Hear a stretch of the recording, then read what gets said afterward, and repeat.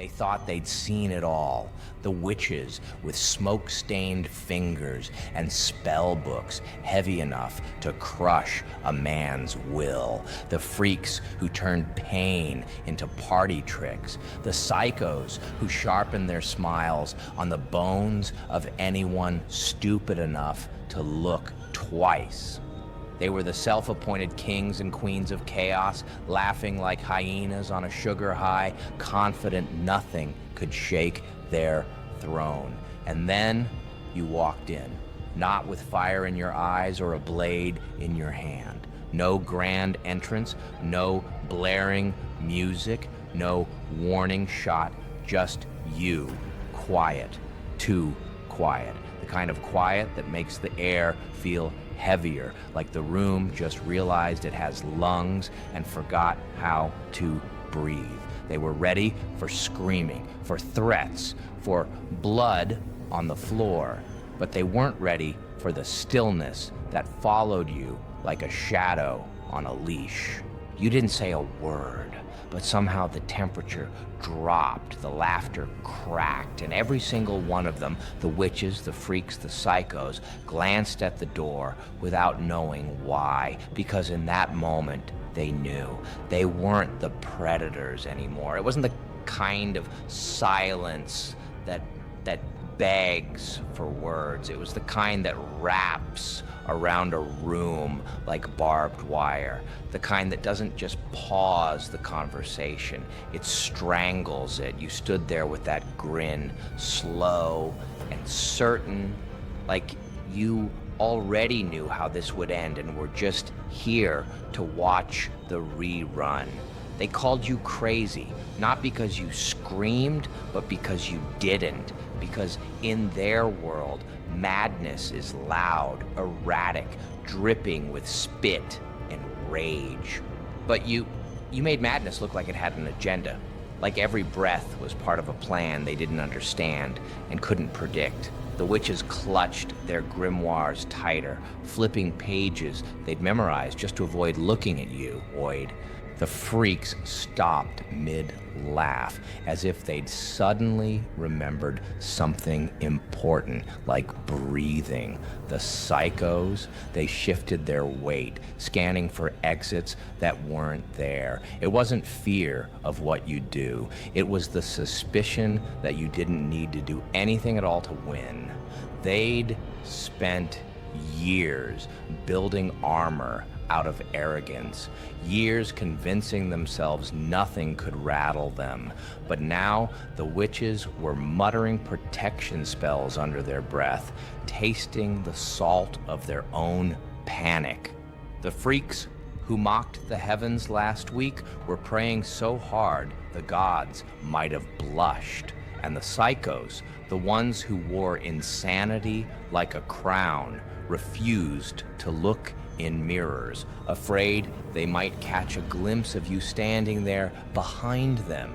You hadn't thrown a punch, hadn't raised your voice, yet somehow you'd managed to slip under their skin, past their scars, and straight into that place they swore didn't exist anymore. The part of them that could still be scared, and that more than anything made them dangerous to themselves. You didn't come for power, you didn't come for revenge, you came for the spectacle, the slow, beautiful collapse of everything they thought was unshakable. You stood there like the calm in the center of a storm, except the storm seemed nervous to get too close. You weren't a spark in their chaos. You were the mirror showing them how small their chaos really was. So when you rewrote the rules, you didn't need a pen. You carved them into the room with nothing but your presence.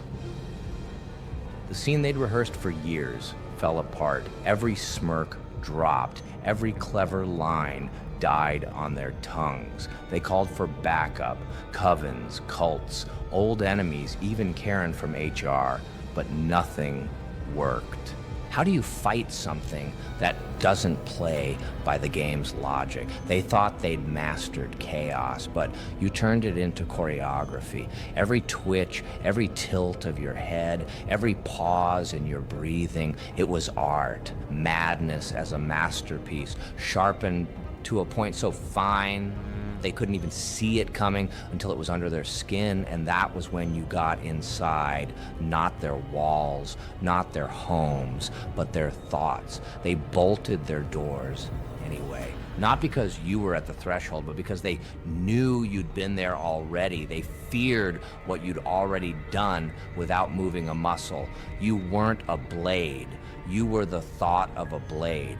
The idea that something sharp might be hovering just out of sight. That maybe it was smiling. That thought alone made them stumble. It made their perfectly tuned system, their hierarchy of horror, start eating itself alive. Because they realized you weren't climbing their ladder. You'd set it on fire and leaned back to enjoy the view. Insanity wasn't something you hid. It was something you wore, something you'd polished until it gleamed, and that made it untouchable. The witches lost their nerve. The freaks retreated into therapy circles. The psychos took extended vacations in quiet towns with no reflections. You'd made their entire culture obsolete, rebranded crazy into something elegant, something that didn't need permission or explanation. It didn't take long for your story to spread. At first, just whispers, then as a bedtime warning. A myth passed around dark rooms, told with eyes darting to the corners. Your smile became a shape in their heads, one they couldn't erase. You were the joke they didn't get but couldn't stop thinking about, the shadow they didn't invite but could never throw out. And the best part, you never knocked. You were already inside, lounging in their wallpaper, humming to yourself while they prayed you'd stay asleep. But you didn't sleep. You never needed to. Even their nightmares couldn't contain you. They'd complain you were too loud, too clever, laughing at the wrong moments. You didn't just survive their hauntings, you renovated them, put in new windows, painted the walls. Now the monsters tell their kids to behave, or the grinning one will come back. You weren't the scream in the night. You were the creak in the floorboard, the flicker in the lamp, the thought that something in the room was smiling when it shouldn't be. You made fear stylish, made the underworld take notes. Even children who'd never met you could describe you perfectly. Red crayon, wide eyes, that grin. You became a bedtime story, a glitch in the fairy tale, the reason even the fearless keep a light on. And the most devastating part, you never once raised your voice. They used to say, don't summon what you can't put back, but you summoned yourself, tore up the instructions, and sold them the ashes in a pretty box labeled good luck. So let them chant, let them pray, let them hide. It's not going to matter. You're not coming for them. You're already here, and you never needed an invitation.